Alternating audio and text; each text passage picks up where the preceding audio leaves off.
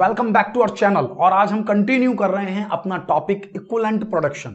पिछली वीडियोस में हमने आपको इक्विवेलेंट प्रोडक्शन की टोटल डिटेल एक्सप्लेन कर चुके हैं ऑलरेडी, जिसमें हमने फर्स्ट पार्ट में आपको पूरा इक्विवेलेंट प्रोडक्शन और एक न्यूमेरिकल कराया था। इसके बाद के जो हमारी वीडियोस थी उसमें मैंने आपको डिफरेंट मेथड यानी average method, FIFO method, LIFO method को कंटिन्यू करके पूरी तरह से इक्विवेलेंट प्रोडक्शन में आप किस तरीके से WIP यानी कि वर्क इन प्रोग्रेस यानी कि जो प्रोडक्शन अभी कंप्लीट नहीं हुआ है, जो गुड्स जो यूनिट्स अभी कंप्लीट नहीं हुई हैं, किस तरीके से उनकी कॉस्ट को कैलकुलेट करें, ये हमने निकाला था। और आज हम कंटिन्यू कर रहे हैं उसी टॉपिक को। ये नहीं कुछ नया पढ़ा रहा हूं मैं, कोई मेथड भी नहीं पढ़ा रहा हूं आपको।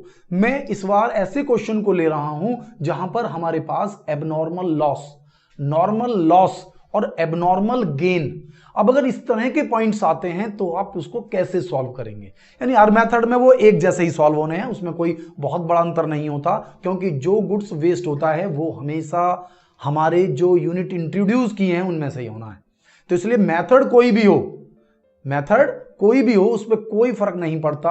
तो नॉर्मल वेस्टेज, एबनॉर्मल वेस्टेज और एबनॉर्मल गेन, हम इस टॉपिक को आज अपनी इस वीडियो में पूरी तरह से समझेंगे कि अगर इस तरह से कोई प्रॉब्लम है तो कैसे सॉल्व करें।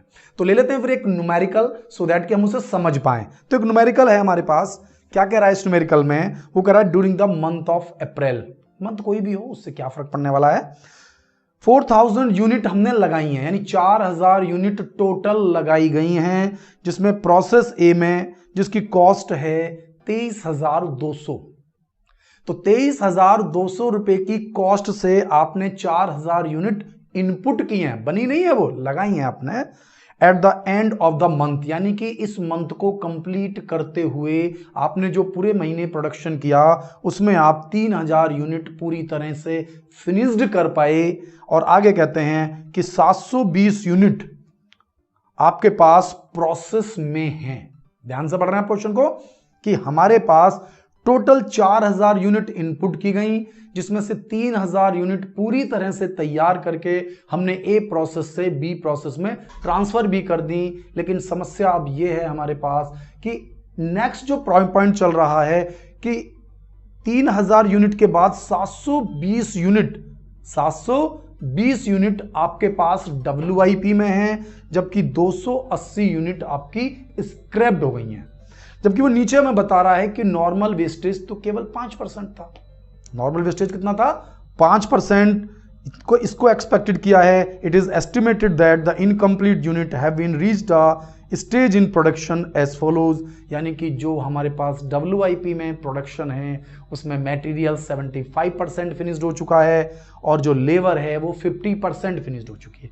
तो यहां तक के क्वेश्चन को हम पूरी तरह से फीड करते हैं सो दैट कि हम समझ सकें इसके अंदर नॉर्मल वेस्टेज, एबनॉर्मल गेन को मैं अलग से टॉपिक के थ्रू समझाऊंगा।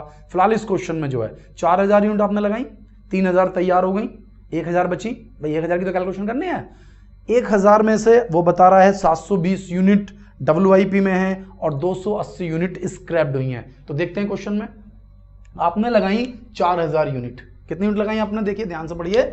आपने लगाई 4000 यूनिट। इन 4000 यूनिट का टोटल भी 4000 है, इसमें कोई ज्यादा खास काम नहीं करना है आपको।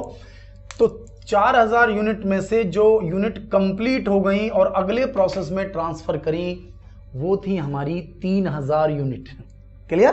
तो 3000 यूनिट जो हमने फिनिश्ड की हैं वो तो 100% फिनिश्ड है। चाहे आप मटेरियल से लें, चाहे आप लेबर से लें, चाहे आप ओवरहेड से लें, वो तो 3000 ही रहेंगी। उसमें तो कहीं कोई प्रॉब्लम नहीं है। डिफरेंट मेथड्स भी आप पढ़ चुके हैं, कोई भी मेथड हो, फिनिश तो फिनिश्ड है, 100% फिनिश्ड है।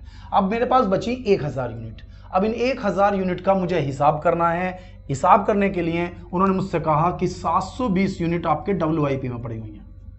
तो पहले जो बची हुई है माल उनका भी कैलकुलेशन कर लीजिए कि 720 यूनिट मेरे पास वर्क इन प्रोग्रेस में है, जिसमें मटेरियल के नाम से मैं ऑलरेडी 75% काम कर चुका हूं, यानी कि 540 यूनिट के बराबर इस क्लोजिंग में मैं मटेरियल का काम कर चुका हूं। 50% के बराबर मैं लेबर और 50% के बराबर ही मैं ओवरहेड का काम भी कर चुका हूं। ठीक है? तो भैया 720 यूनिट का 50% 360, 720 यूनिट का 50% 360। तो इतना काम मैं ऑलरेडी कर चुका हूं। यानी कि 540 यूनिट में मटेरियल की, 360 यूनिट में लेबर की, 360 यूनिट ही मैं ओवरहेड की कंप्लीट कर चुका हूं। क्लियर है मेरे पास? अब पॉइंट है 3000 में से 720 घटा दें तो हमारे पास बचती हैं 280 यूनिट। कितनी यूनिट का हिसाब करना है आपको? 280 यूनिट का। अब उन्होंने कहा था कि जितनी यूनिट आपने लगाई उसका 5% वेस्टेज है, यानी कि नॉर्मल वेस्टेज है। यानी 5% यूनिट तो नॉर्मली वेस्ट हो जाती हैं। तो 4000 यूनिट मैंने लगाई तो इसका 5% नॉर्मल वेस्टेज है, यानी कि ये वेस्टेज तो हर तरह के ऑर्गेनाइजेशन में होगा। तो नॉर्मल वेस्टेज को आपको समझना है, एबनॉर्मल वेस्टेज को आपको समझना है, जिसे मैं ऑलरेडी अपना जो प्रोसेस चैप्टर है हमारा वहां पर मैं आपको कंप्लीट करा चुका हूं प्रोसेस में। वहां मैंने नॉर्मल वेस्टेज क्या होता है, एबनॉर्मल वेस्टेज, इफेक्टिवनेस और उनके अकाउंट्स भी बनाए हैं, उनका इफेक्ट भी समझाया है।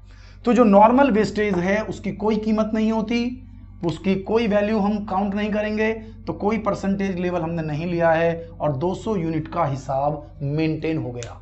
तो हमारे हिसाब से 200 यूनिट वेस्ट होनी चाहिए और हो कितनी गई? 280। तो जो 80 यूनिट एबनॉर्मल वेस्टेज है, आप ध्यान देना कि अगर मेरे पास एबनॉर्मल वेस्टेज है या एबनॉर्मल गेन है तो उसे हम 100% बिल्कुल फिनिश्ड की तरह से ट्रीट करते हैं।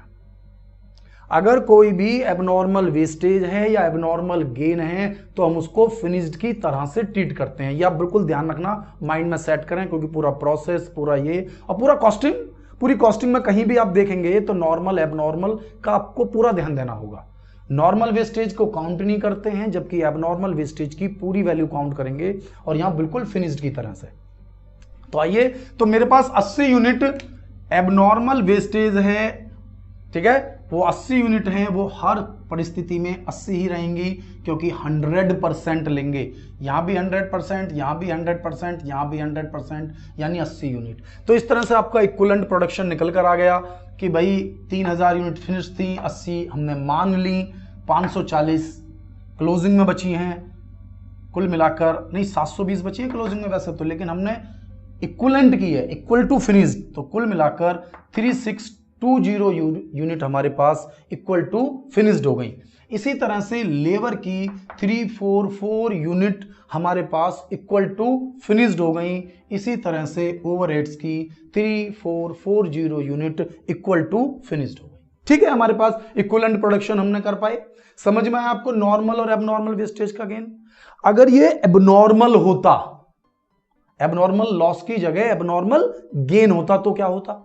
एबनॉर्मल गेन होता तो जो वेस्टेज है, जैसे हमने कहा वेस्टेज 200 यूनिट का है, तो वेस्टेज 200 का नहीं होता, 280 यूनिट से भी ज्यादा का होता। 280 यूनिट वेस्ट हुई ना हमारे पास, हमने कहा कि भाई 280 यूनिट वेस्ट हुई है, लेकिन एक्चुअल में जो हमारे पास वेस्टेज होता, जैसे यहां पर नॉर्मल वेस्टेज 200 है ना, तो वहां पर भी मान लीजिए हमने कहा 200 यूनिट नॉर्मल वेस्टेज है, तो वहां पर वेस्टेज 200 से कम होता, तभी तो फायदा होता।